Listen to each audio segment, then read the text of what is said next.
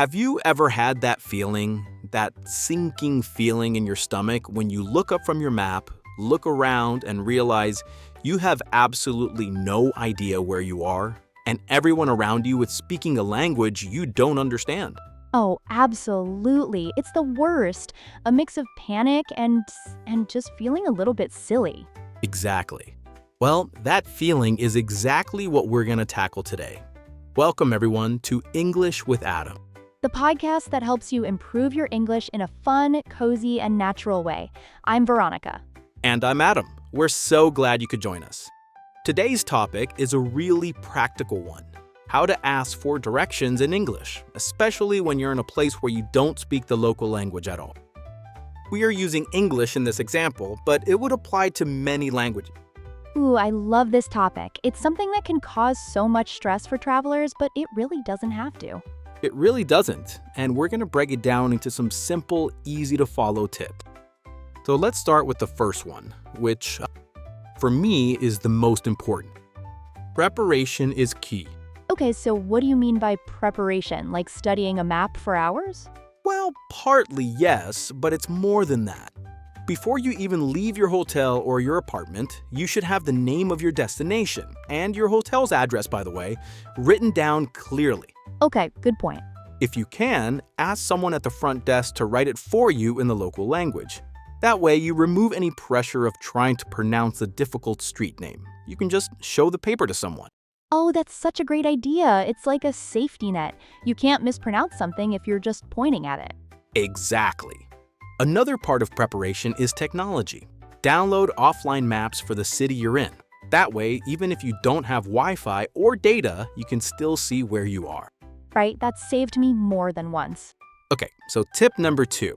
This is about choosing the right person to ask for help. Yeah, this is a big one for me. I always feel so awkward, like I'm bothering people. Who's the best person to approach? It's a common feeling. My advice is to look for someone who doesn't seem to be in a rush. You don't want to stop the person who's clearly running to catch a bus. Totally.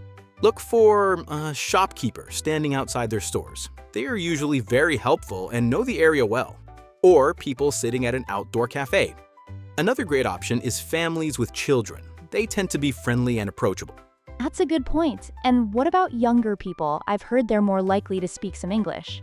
That's often true, yes. Someone who looks like a university student is a pretty safe bet. The main thing is to trust your instinct. Look for someone with a friendly face, someone who's relaxed.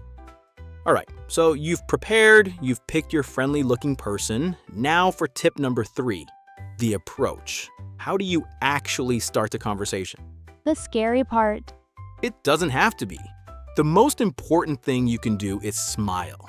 A warm, genuine smile is understood in every language. It shows you're friendly and not a threat.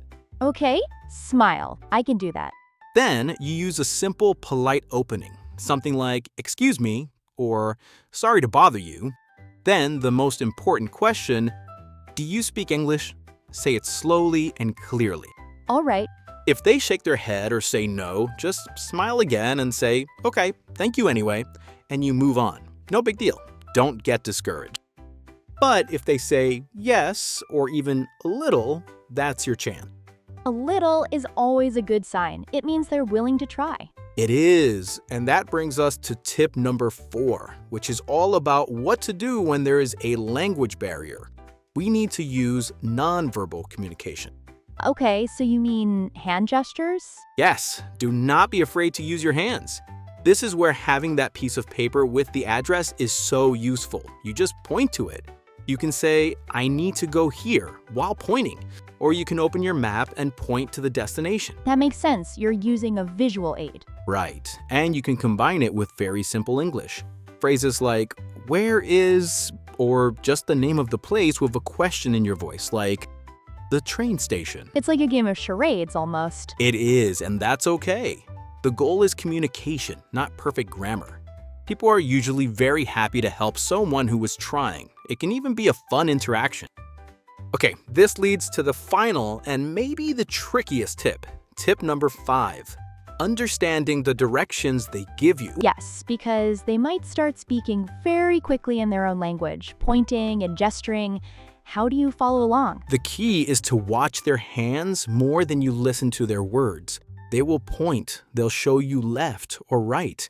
They might hold up fingers to show you how many streets to walk past. Right. Focus on the visual cues. Exactly. And here's a great technique to make sure you understood. Repeat their gestures back to them. So if they point down the street and then gesture to the left, you do the same thing. Point down the street, gesture left, and look at them with a questioning expression. Oh, that's really smart. It confirms you got the message. It does. They will nod if you're correct, or they'll correct you if you're wrong. It's a simple way to check your understanding. And once you think you have it, the most important final step is to show your gratitude. A big smile and a very clear thank you. Of course, a little kindness goes a long way. You know, all this talk reminds me of a time I got hopelessly lost in Tokyo. It perfectly illustrates your point. So, just to recap the main points for everyone. First, prepare before you go. Have your destination written down and maybe an offline map.